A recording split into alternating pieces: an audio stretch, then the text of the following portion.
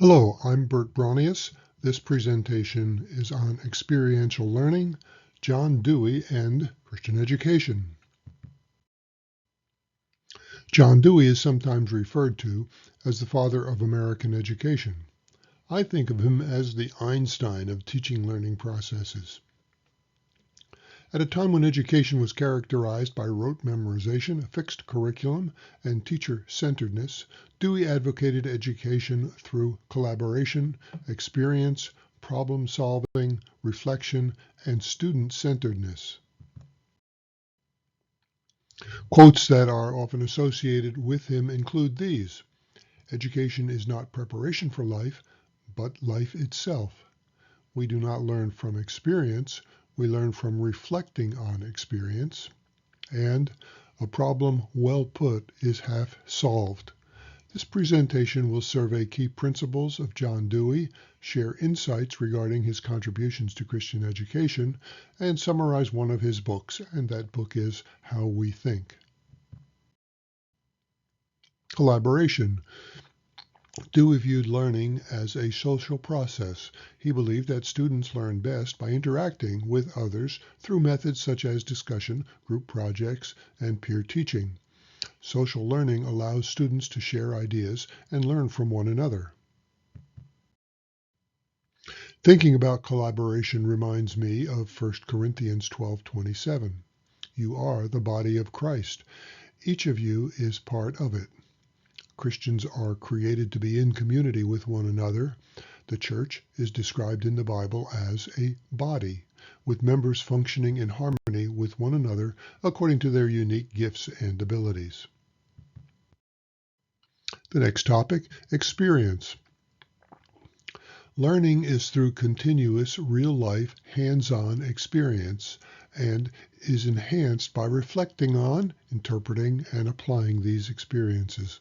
Guiding learning experiences allow students to make connection between new knowledge and what they already know. Field trips, service projects, internships, simulation, and other hands-on activities are examples of experiential learning. From a Christian education perspective, learning should involve more than memorizing Bible verses or theological concepts. Christian education ought to involve participation in spiritual practices and activities that relate to the faith life experiences of students. For example, James 1:22 refers to being experientially involved with Scripture, saying, "Be doers of the word and not hearers only." Problem solving. Learning is most effective when students are mentally active.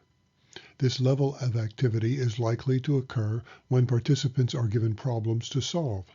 Problem solving typically requires critical and creative thinking, as well as reaching constructive conclusions. Teaching methods include case studies, learning games, collaborative projects, flipped classrooms, and role-playing. Christian educators can create real-life scenarios that involve making value judgments, resolving moral dilemmas, and responding to ethical situations. When I think of problem solving, Micah 6:8 comes to mind. Act justly, love mercy, and walk humbly with your God. Reflection. Participants learn not just by the accumulation of information, but by interpreting facts and experiences in relation to their lives. Reflection allows learners to grow through experiences by identifying and analyzing facts and considering the implications of these for their lives. Educational methods that encourage reflection include open-ended questions, dialogue, journaling, group discussion, case study, and debriefing activities. Reflection.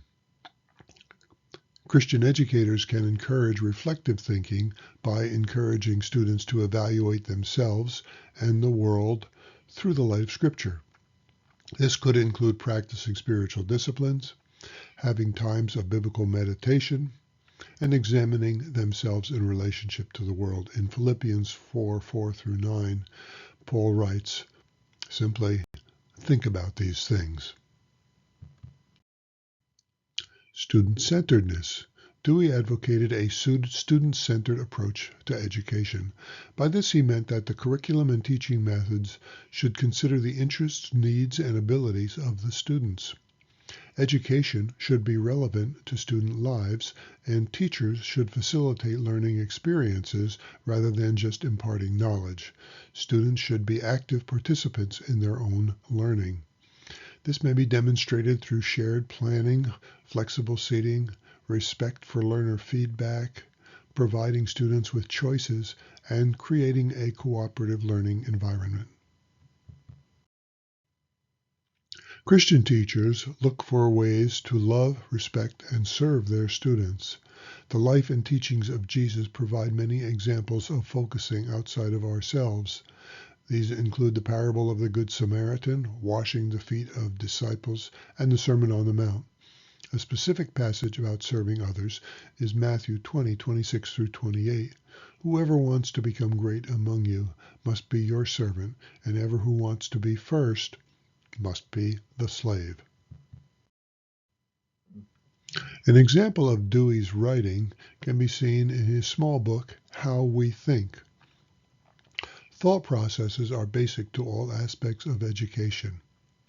To provide an example of Dewey's understanding of the learning process, we look at a summary of the processes of inquiry in this book. There are 5 steps according to Dewey: perception of a problem, analysis of the problem, hypothesis forming, testing the hypothesis, and drawing conclusions.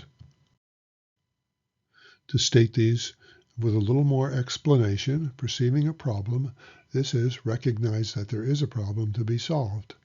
Analyze the problem is gather information and data about the problem. Forming hypotheses, generate possible solutions or hypotheses.